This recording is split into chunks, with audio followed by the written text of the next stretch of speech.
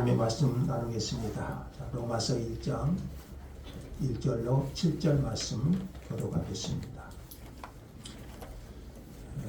앞으로 로마서 말씀하는 것은 아니고요. 복음에 대해서 듣고자 당분간 하고 있습니다. 1절에서 7절 말씀 교독할까요? 예수 그리스도의 종 바울은 사도로 부르심을 받아 하나님의 복음을 위하여 택정함을 입었으니 이 복음은 하나님의 선지자를 통하여 그의 아들에 관하여 성령에 미리 약속하신 것이라. 그의 아들에 관하여 말하면 육신으로는 다윗의 혈통에서 나셨고 성령의 영으로는 죽은 자들 가운데서 부활하사 능력으로 하나님의 아들로 선포되셨으니 곧 우리 주 예수 그리스도시니라. 그로 말미암아 우리가 은혜와 사도의 직분을 받아 그의 이름을 위하여 모든 이방인 중에서 믿어 순종하게 하나니 너희도 그들 중에서 예수 그리스도의 것으로 부르심을 받은 자니라. 로마에서 하나님의 사랑하심을 받고 성도의 부르심을 받은 모든 자에게 하나님 우리 아버지와 주 예수 그리스도로부터 은혜와 평강이 있기를 원하노라. 아멘. 그래야 오늘부터는 복음에 대해서 우리가 몇 주간 같이 듣고자 합니다. 오늘 로마서 1장 하나님의 복음에 대해서 주의 성령께서 우리에게 복음의 확신과 능력을 깨닫게 해주시기를 간절히 소망합니다. 로마서는 사도 바울이 저자가 누구예요? 바울. 로마서는 사도 바울이 AD 57년경에 3차 전도 여행 후에 고린도라는 곳에 머물면서 로마에 있는 성도들에게 보낸 서신입니다. 지도 잠깐 보시면은요. 자, 고린도 한번 찾아보세요. 자, 지금 저 지도는 그리스 쪽이죠. 아테네 보인가요? 아테네 보이죠? 거기가 현재 아덴이라는 곳이고요. 과거 아덴이고 아테네에서 약간 밑으로 내려오면 고린도 보이죠? 고린도 지금 그리스 지역. 그때 당시 마게도냐 지역이라고 그랬죠. 유럽 지역이죠. 그리고 고린도 아래쪽에가 잠깐 보이는 것은 뭔가요? 갱그레아 들어보셨죠? 바울이 머리 깎았던 곳이죠. 3차 전도 여행 후에 고린도에 머무면서 로마에 보낸 성도들에게 쓴 서신이 바로 로마서입니다. 저것이 바로 고린도입니다. 고린도고요. 저 기둥이 아폴로 신전입니다. 총 13개로 되어 있는데 지금 남아있는 것은 7개입니다. 아폴로 신전이고요. 저 뒷산이 굉장히 유명한 산입니다. 저 산에서 아프로디테 신전이 있는데요. 우리 고린도 하면 고린도 전서 후서를 읽어보면 고린도 교회에 많은 문제가 있잖아요. 가장 큰 것이 우상숭배 문제였죠. 우상숭배. 저 산에서 아프로디테 신전 여신을 섬겼고요. 저곳에 약 1000명의 창기들이 있었다는 그런 보고가 있습니다. 저 산을 좀 가까이서 누가 갑자기 보이네요. 합성사진 아닙니다. 아폴로 신전 앞에서 찍은 고린도에서 찍은 사진입니다. 아까 그 산을 가까이서 보면 보인가 모르겠어요. 저 산 꼭대기에 굉장히 신전을 아프로디테 여신을 섬긴 신전이 굉장히 넓은 터로 자리 잡고 있습니다. 뒷산을 보면 저렇게 되어 있어요. 여기는 어딜까요? 갱그레아입니다. 고린도에서 잠깐 고린도 안에 있는 그런 이제 항구 도시인데 착한 사람만 보여요. 저 뒤쪽에 보면 베베의 집이 보입니다. 갱그레아 교회에 있군 베베 바울이 로마서를 갱그리아에서 썼어요. 정확하게는 갱그리아에서 머리 깎았던 곳이죠. 저기서 바울이 그래서 갱그리아 교회 일꾼 베베를 통해서 로마서를 보내요. 베베는 여성이었어요. 자세히 보면 착한 사람은 보여요. 갱그리아 베베의 집이 뒤쪽에 보입니다. 그래서 바울이 이 로마서는 고린도 갱그리아에서 머물면서 로마에 있는 성도들에게 보낸 그런 서신이라고 할 수 있습니다.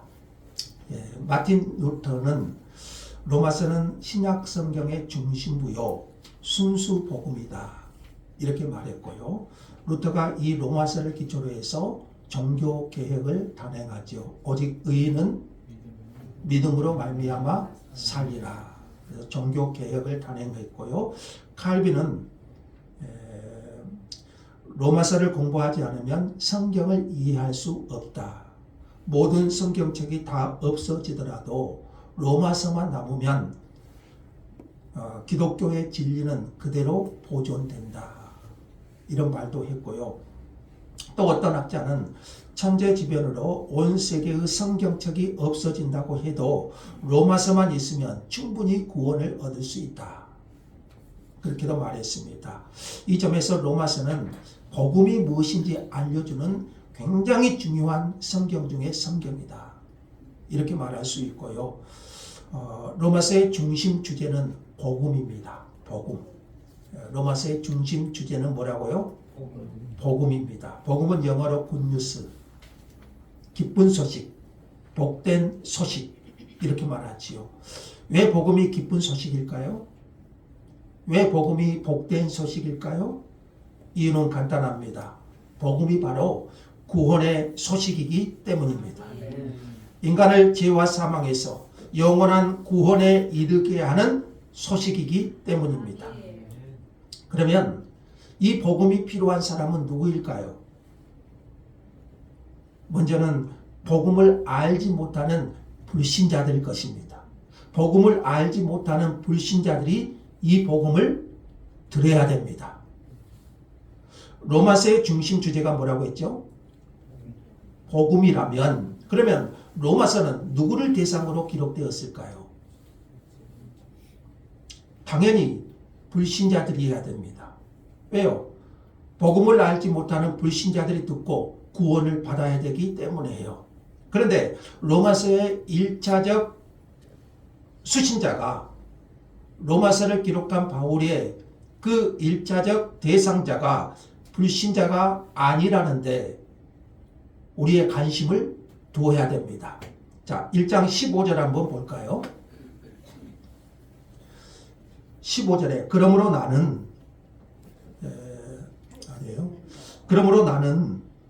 할 수 있는 대로 로마에 있는 너희에게도 복음 전하기를 원하노라.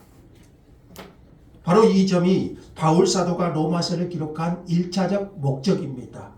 로마에 있는 사람들에게 복음 전하기를 간절히 원했다는 거죠. 로마에 있는 사람들. 그러면 그들은 어떤 사람들인가요? 그들은 바로 로마 교회 성도들이었습니다. 6절에 보시면은요. 바울 사도는 로마 성도들을 예수 그리스도의 것이라고 했습니다. 이미 구원받은 그리스도인들이라는 것이죠. 그러니까 바울이 로마서를 기록한 1차적 수신자는 불신자가 아니고 이미 예수를 믿는, 이미 예수 믿고 구원받은 로마 교회 성도들을 대상으로 하고 있다는 것입니다. 그런데도 바울은 이들에게 복음을 전하기를, 다시 이들에게 복음을 전하기를 간절히 원했습니다. 또 10절 한번 볼까요? 어떻게 하든지 이제 하나님의 뜻 안에서 너희에게로 나아갈 좋은 길 얻기를 구한다. 바울은 로마에 가기를 그렇게 사모했어요. 그리고 또 11절에도 내가 너희 보기를 간절히 원한다. 누구를 보고 싶다는 거죠? 로마 교회 성도들을 보고 싶다는 거예요. 그리고 13절에도 내가 여러 번 너희에게 가고자 했다. 그리고 15절에도 볼까요? 할 수 있는 대로 로마에 가서 너희에게 가서 복음 전하기를 원한다. 이렇게 말했어요. 그러니까 바울은 그토록 로마 교회를 가기를 원했고 로마에 가서 복음 전하기를 원했어요. 그러나 이 로마서를 기록한 배경은요, 로마에 갈 수 없는 상황에서 서신으로라도 복음의 핵심을, 복음의 진리를 그들에게 듣게 하기를 원했어요. 그래서 고린도라는 곳에서 로마 교회 성도들에게 보낸 서신이 이게 뭐라고요? 로마서예요. 바울은 왜 그토록 로마 성도들에게 복음을 듣게 하기를, 다시 듣게 하기를 원했을까요? 이미 이들은 복음을 알고 있는 자들이잖아요. 그럼에도 불구하고 이미 구원 얻은 사람들에게 왜 이토록 바울은 복음을 다시 듣게 하기를 원했을까요? 바울이 고린도 교회에 편지를 보내면서, 제가 고린도 잠깐 보여드렸죠. 고린도 교회에 편지를 보내면서, 고린도 전서죠. 고린도전서 15장에 고린도 교회에 서신을 보내면서 바울이 뭘 전하냐면 성경대로 죽으시고 성경대로 다시 살아나신, 부활하신 예수 그리스도의 복음을 전했습니다. 고린도 교회 역시 이미 복음을 알고 있는 사람들이었습니다.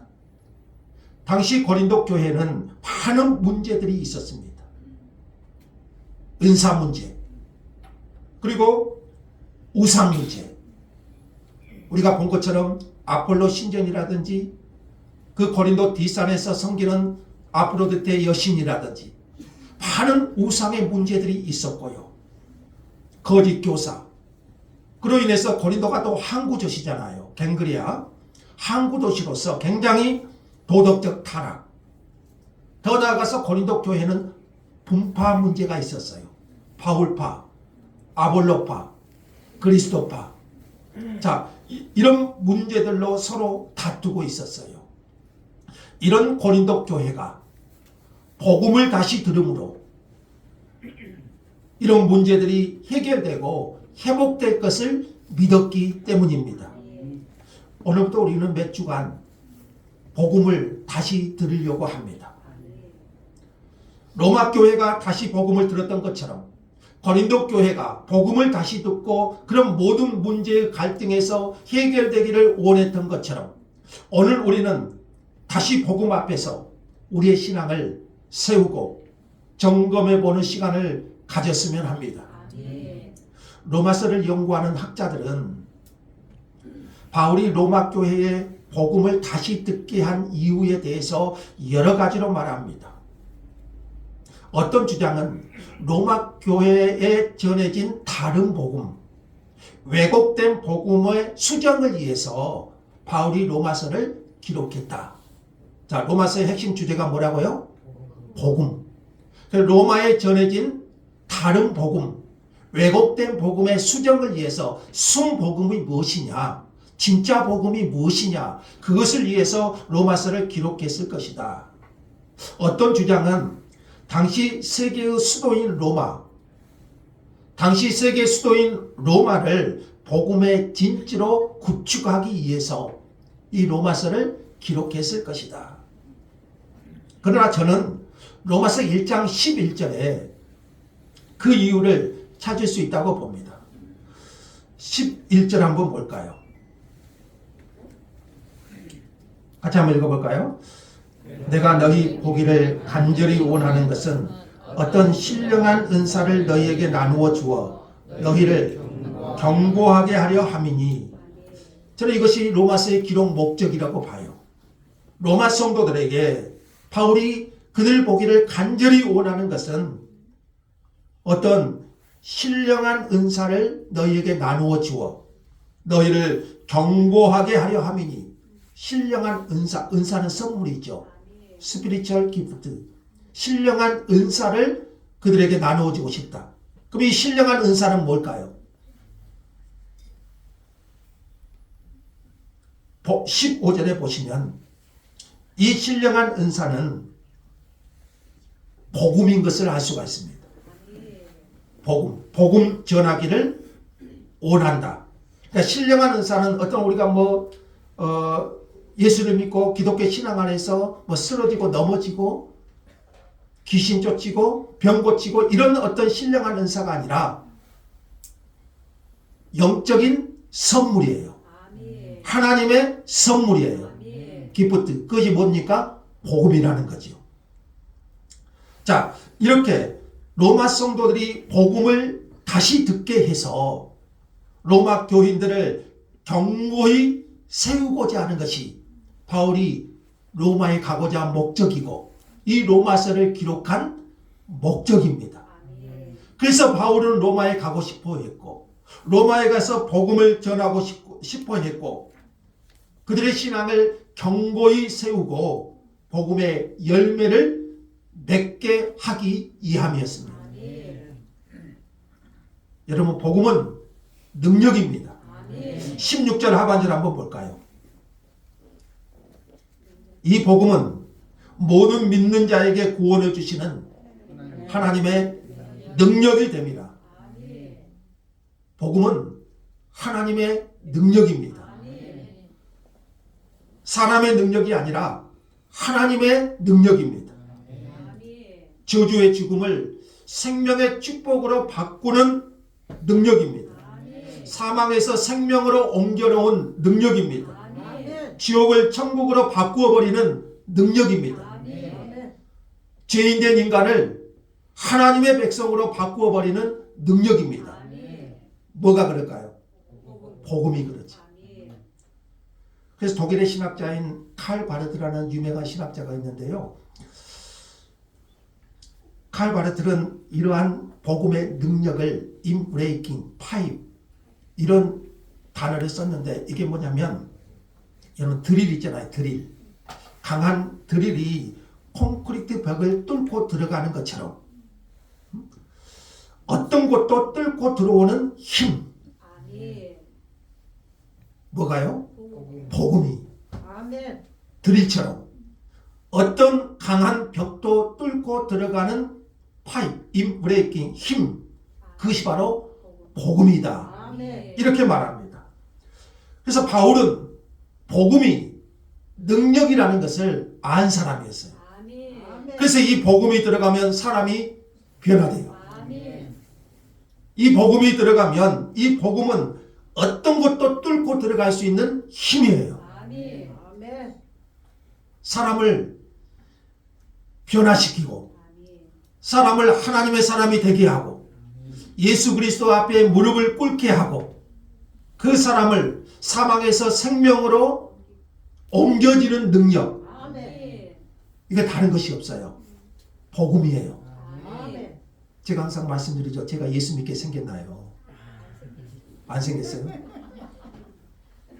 복음은 능력입니다. 나를 변화시킨 능력입니다. 예수 그리스도 앞에 무릎 꿇게 하는 능력이에요. 그래서 바울은 이 복음이 능력이라는 것을 안 사람이었어요. 교회는 이 능력이 있어야 됩니다. 예수를 믿는 성도에게는 이 능력을 믿어야 되고 알아야 됩니다.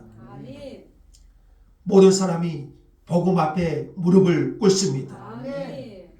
그래서 이 복음은요, 잃어버린 우리의 신앙을 회복시키고 빈 껍데기 같은 교회를 다시 회복시키는 능력이에요.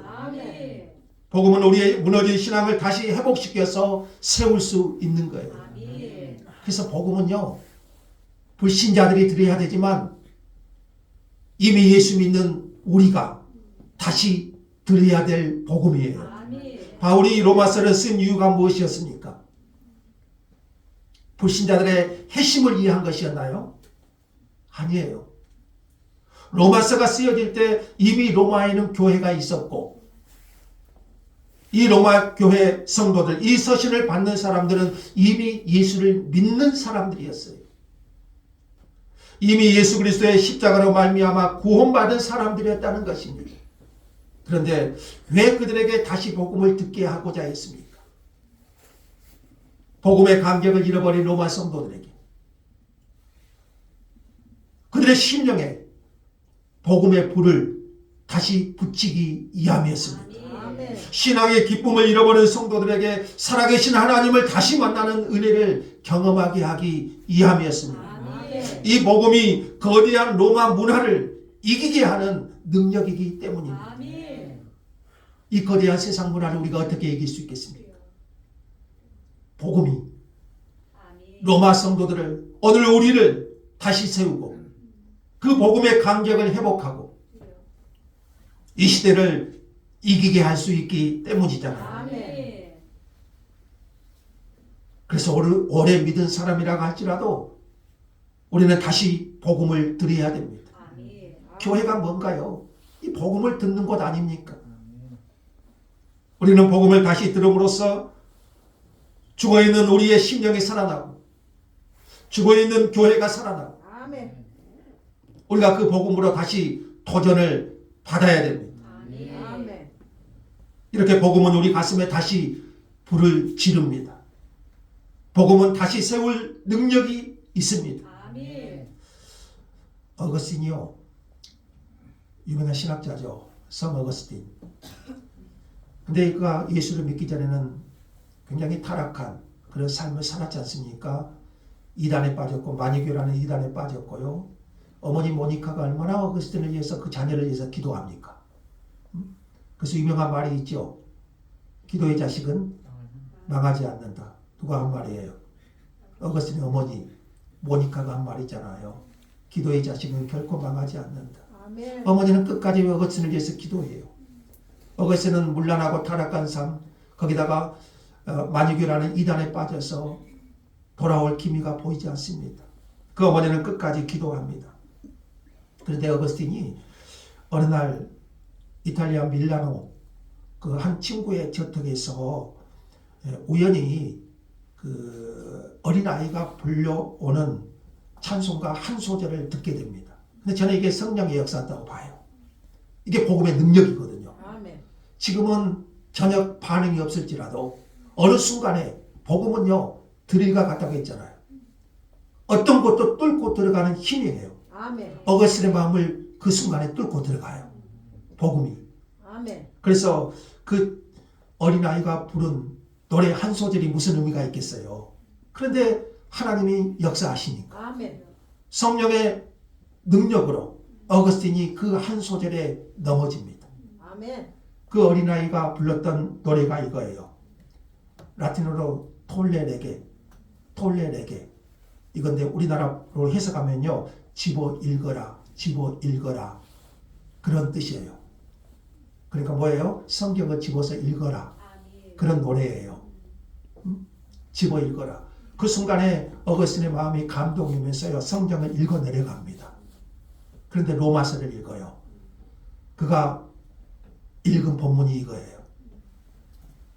나제와 같이 단정히 행하고 방탕하거나 술 취하지 말며 음란하거나 호색하지 말며 다투거나 시기하지 말고, 꼭 어거스틴 자신에게 한 말 같아요.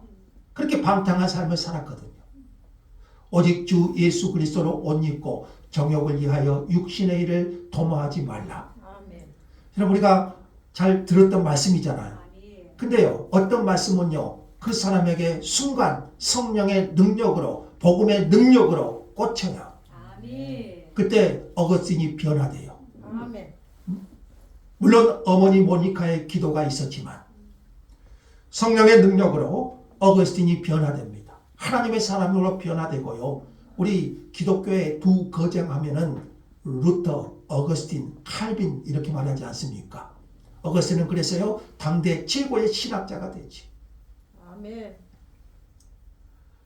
복음은 사람을 변화시키는 능력입니다. 아멘.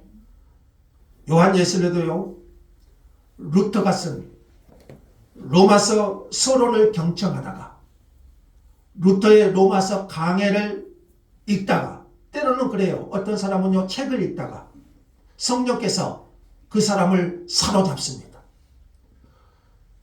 예술에는 그 루터의 로마서 강해를 읽다가 마음에 뜨거운 회심을 일으키게 됩니다. 이게 뭐예요? 능력이죠. 아멘. 어떤 능력인가요? 복음의 능력이에요. 아멘. 복음의 능력이에요. 이렇게 복음은 한 사람 한 사람의 심령에 능력으로 역사하시는 힘이에요. 아멘. 이 복음이 나를 변화시켰고 이 복음이 여러분을 변화시켰습니다. 아멘. 이 복음의 능력이 사람을 새롭게 변화시키는 능력이라는 거죠. 아멘. 지금 바울은 로마 교회가 이러한 능력의 교회가 되기를 원했습니다. 이 복음으로 그들의 심령이 불타고 이 복음이 사람을 변화시키는 그런 교회가 되기를 원했다는 것이죠. 그래서 로마 교회가 다시 복음 듣기를 원했던 거예요. 오늘 우리가 들어야 될 복음, 우리도 다시 복음을 들어야 됩니다. 그래서 복음의 감격을 회복하고 복음의 능력으로 세상을 이기고요, 무너진 우리의 신앙을 세워야 되지 않겠습니까? 성령께서 그러한 은혜를 우리에게 허락해 주시기를 원합니다. 아멘. 그러면 복음이 무엇인가요? 1절에 보시면은요, 사도 바울이 자신이 하나님의 복음을 위하여 택정함을 받은 사람이다. 택정함은 어떤 특별히 택하셨다. 뭘 위해서? 복음을 위해서. 그렇게 자신을 소개해요. 자신을 특별히 하나님이 복음을 위해서 나를 택하였다. 그러면서 바울은 복음이 무엇인가를 소개합니다. 자, 유명한 말이죠. 2절에서 4절은 암송하면 참 좋습니다. 암송, 여러분 다 알죠? 자, 같이 한번 2절에서 4절. 이 복음이 무엇인가를 설명하는데, 다 같이요. 이 복음은 선지자들을 통하여 그의 아들에 관하여 성경에 미리 약속하신 것이라. 그의 아들에 관하여 말하면 육신으로는 다윗의 혈통에서 나셨고 성결의 영으로는 죽은 자들 가운데서 부활하사 능력으로 하나님의 아들로 선포되셨으니 곧 우리 주 예수 그리스도 신이라. 아멘. 자, 바울이 복음이 무엇인가를 설명합니다. 첫째는 복음의 기원입니다. 자, 2절 다시 볼까요? 이 복음은 하나님이 누가요? 하나님이 선지자들로 말미암아 그의 아들에 관하여 성경에 미리 약속하신 것이라. 여기서 복음의 기원이 하나님이십니다. 하나님이 복음을 시작하셨습니다. 모든 인류는 죄로 인하여 하나님의 진노와 저주 아래 있고, 그래서 이 생에서는 모든 비참함과 죽음 그리고 영원한 지옥의 고통을 받게 되었습니다. 이것이 우리 인간의 실존이죠. 그래서 이 생에서 우리는 그러한 고통의 삶을 살다가 죽음 이후에는 영원한 지옥의 심판을 받게 되었습니다. 그러나 하나님은 죄와 비참의 상태로부터 건져내기를 원하셨습니다. 그래서 복음을 약속하셨어요.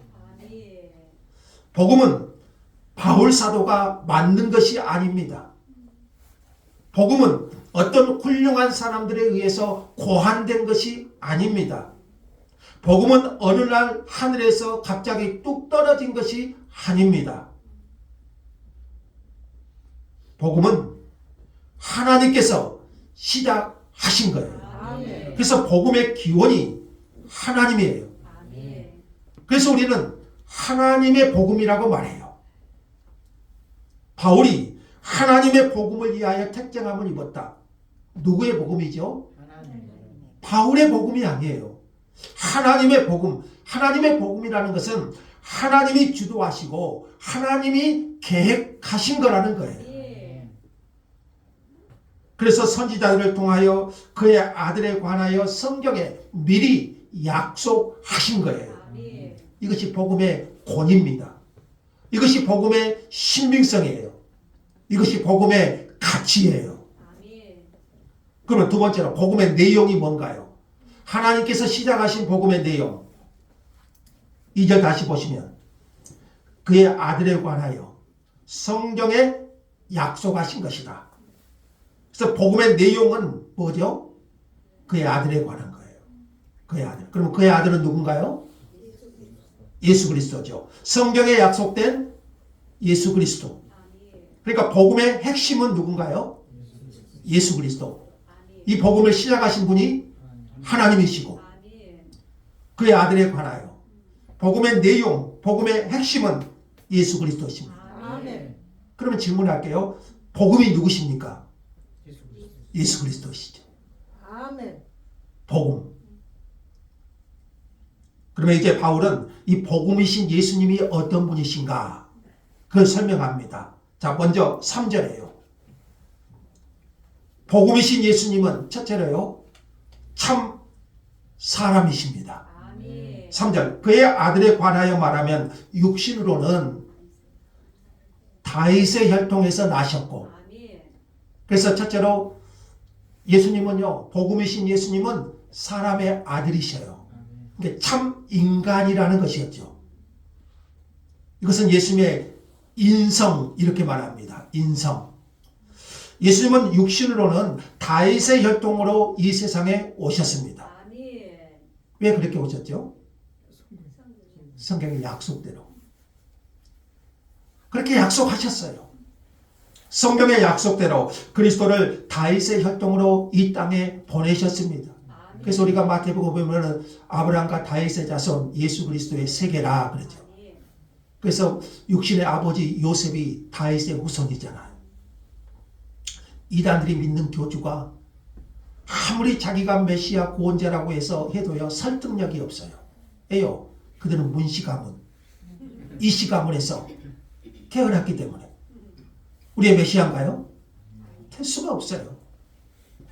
우리의 메시아는 다윗의 후손으로 오셔야 돼요. 육신을 입으신 예수님은 우리와 똑같이 인간이셨습니다. 그래서 배고픔을 아신 분이시고 고통을 아신 분이시고 우리의 연약함을 아신 분이시고 그래서 우리의 친구가 되실 수 있는 분이셔요.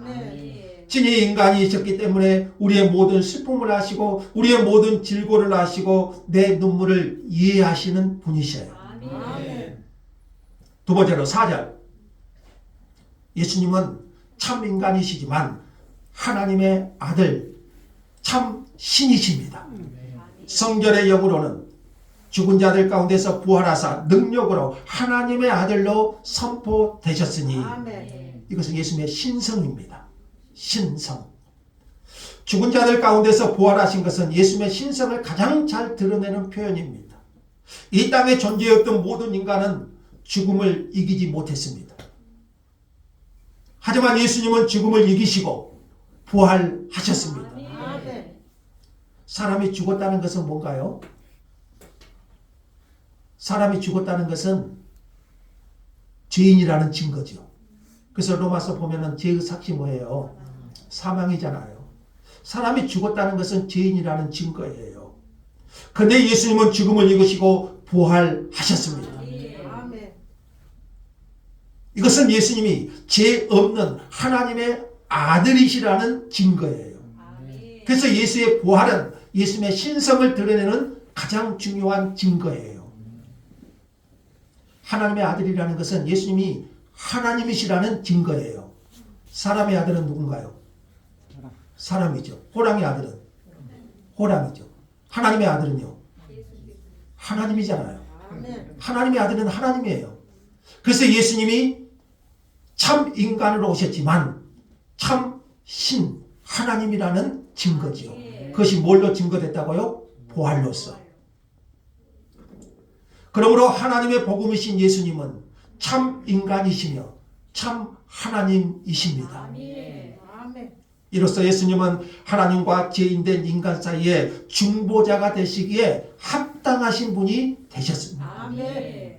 그러면 왜 우리의 중보자는 하나님께로 연결시켜주는 것, 죄인된 인간을 우리의 중보자는 참 인간이고 참 하나님이셔야 되는가?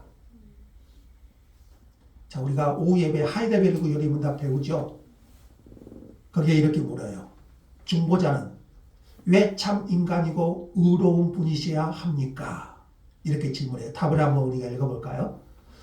하나님의 공의는 죄를 지은 인간이 그 죄값을 치르기를 원하십니다.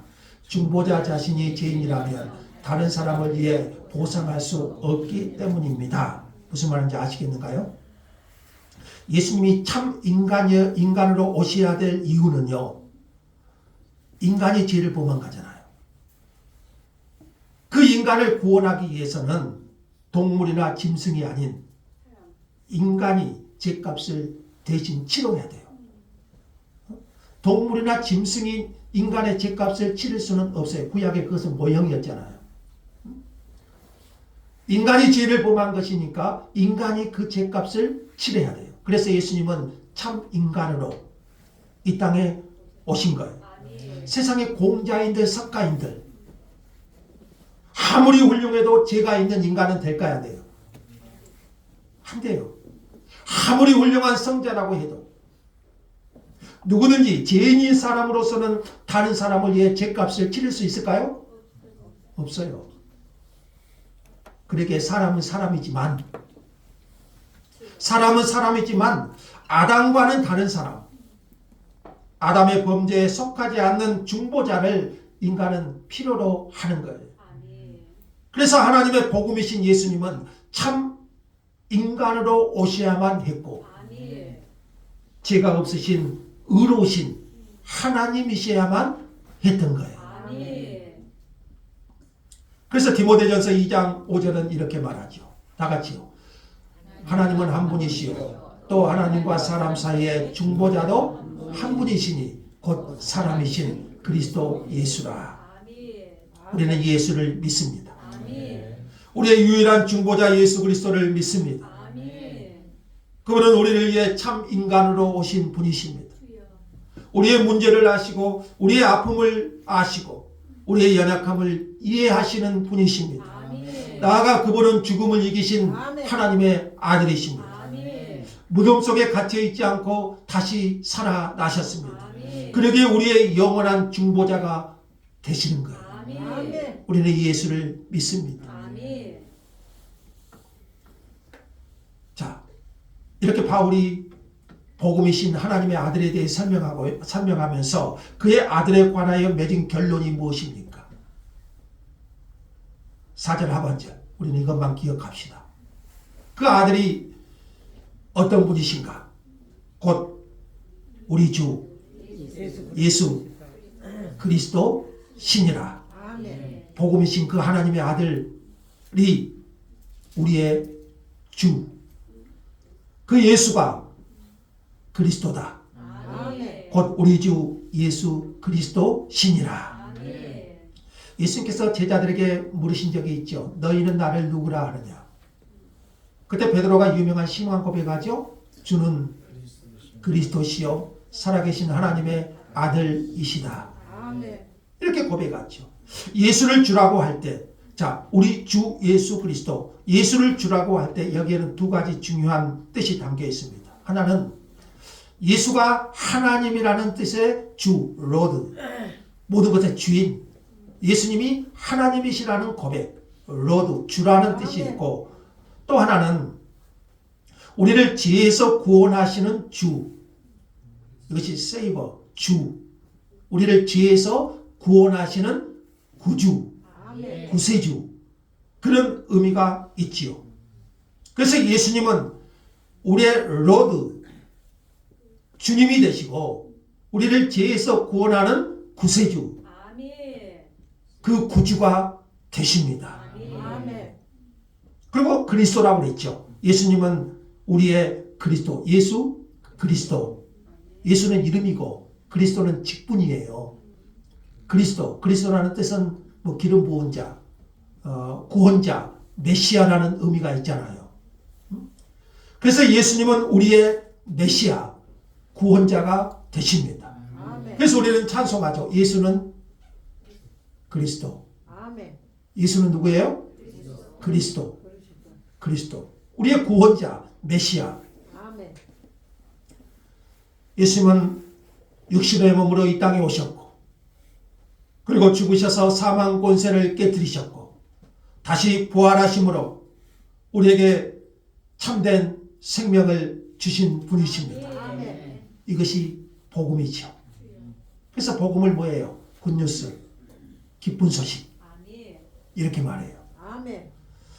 자, 그래서 여러분 기독교는 비타협적일 수밖에 없습니다. 우리의 구주는 한 분 예수 그리스도 뿐이십니다. 아멘. 그래서 예수가 누구라고요? 그리스도. 그래서 복음은요 타협이 없어요. 원래 진리는요 타협의 여지가 없지요. 예수 외에는 우리에게 구원자가 없기 때문입니다. 아멘. 그래서 예수님은 이렇게 말씀하셨죠. 내가 곧 길이요 진리요 생명이니 나로 말미암지 않고는 아버지께로 올 자가 있어요? 없느니라. 아멘. 예수님은 길을 잃어버린 인간에게 참 길이 되시고 진리를 잃어버린 인간에게 참 진리가 되시고 생명을 잃어버린 인간에게 참 생명을 주시는 분이셔요. 아멘. 그래서 예수 외에는 하나님께로 갈 자가 없어요. 우리가 잘 아는 사도행전 4장 12절이죠. 같이요. 다른 이로서는 구원을 받을 수 없나니 저나 사람 중에 구원을 받을 만한 다른 이름을 우리에게 주신 일이 없습니다. 없습니다. 그리고 우리가 고린도전서 1장 18절. 바울은 그 고린도에 가서요. 이 십자가의 도를 전했어요. 그 우상의 도시, 그 항구 도시, 그 타락한 도시에 가서 복음을 전했어요.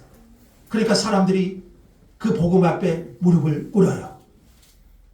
그래서 이렇게 설명했어요. 십자가의 도가 이게 복음이잖아요. 십자가의 도가 멸망하는 자들에게는 미련한 것이고 구원을 받은 우리에게는 하나님의 능력이라. 아멘. 그 고린도 사람들이 여러분 고린도에서는 바울이 1년 6개월이 있었거든요. 굉장히 많은 시간을 할애했어요. 그 고린도에서요. 복음으로 사람들이 변화돼요. 그래서 그곳에서 브리스길라와 아굴라 부부를 만나게 되고 베베라는 여성 일꾼을 만나게 되고 그 고린도에 하나님의 복음의 능력이 임했잖아요. 그래서 복음은요. 그 사람을 변화시켰고 바울은 이 복음이 능력임을 알았던 사람이래요. 아멘. 다른 복음은 없습니다. 하나님은 오늘도 이 복음으로 사람을 변화시키고 구원하시기를 기뻐하십니다. 아멘. 우리는 그래요. 신앙이라 복음을 이야기할 때 신앙이 무엇이고 복음이 무엇인가 이렇게들 말할 때 우리는 자꾸 자기의 체험이나 또는 기도에서 응답받는 것을 떠올립니다. 내가 교회 생활했는데 내가 교회에 다녔는데 하나님이 이렇게 해주시더라. 이런 것을 많이 생각해요. 여러분 우리 신앙생활에서 체험은 굉장히 중요해요. 제가 체험을 무시하는 것은 아니지만 체험은 귀해요. 그러나 여러분 체험이 있다고 해서 이것이 성도의 증거라고 성경은 말하지 않습니다. 신앙은요. 복음이신 예수 그리스도를 믿는 겁니다. 아멘. 신앙이 뭐라고요? 복음이신 예수 그리스도를 믿는 거예요. 아멘. 여러분 체험은요. 주관적이에요. 신앙은 체험으로 말하는 것이 아닙니다. 신앙은 복음이신 예수 그리스도를 믿는 것입니다. 아멘. 그래서 지금 여러분이 예수를 그리스도로 나의 구주로 영접하지 않았다면 아직까지 예수님은 여러분의 복음이 아니에요. 그런 사람이라면 우리는 먼저 기도해야겠죠. 이 복음의 능력이 오늘 나에게도 임하게 하여 주옵소서. 아멘. 우리는 그렇게 기도해야겠죠. 여러분은 예수를 믿는 사람이 맞습니까?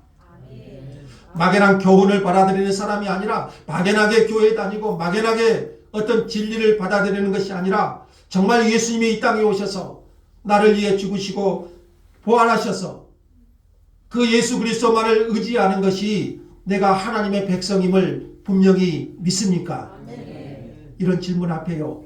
여러분 우리는 그냥 대답하지 말고 정말 진실하게 내 자신을 돌아보고 고백해야 될 것입니다. 아멘. 그러면 그 복음은 여러분에게 능력입니다. 아멘. 여러분은 예수님이 여러분의 그리스도이심을 믿습니까? 아멘. 예수님이 나의 구주이심을 고백하십니까? 아멘. 예수님이 여러분의 구주시기에 이제 그분을 예배하고 그분만을 사랑하십니까? 아멘. 그렇다면 여러분은 하나님의 복음을 알고 복음의 능력을 가진 자들입니다. 아멘. 그리고 우리는 그것을 믿어야 됩니다. 아멘. 뭐가 능력이라고요? 복음이 능력임을 아멘. 우리는 믿어야 됩니다. 그리고 그것은 나의 능력이 아니고 하나님의 능력이에요. 아멘. 내 능력으로 되는 것이 아니고 하나님이 하시는 능력이라는 거죠. 아멘. 우리는 그것을 믿고 지원해야 되고, 그리고 그 복음 앞에 우리는 그 능력이 나타나 보임을 볼 수 있어야 돼요. 아멘. 오늘 우리에게도 그런 능력을 부어주시고 그런 능력을 나타낼 수 있기를 간절히 소망합니다. 아멘. 감사합니다, 주님. 우리가 다시 듣는 복음으로 그 복음의 간격을 회복하게 하시고 그 복음의 능력임을 다시 한번 깨닫게 하시고 우리의 신앙이 다시 하나님 앞에 새로워질 수 있도록 은혜를 베풀어 주옵소서. 아멘. 감사드리며 예수님의 이름으로 기도합니다. 아멘. 171장 찬송 드리겠습니다.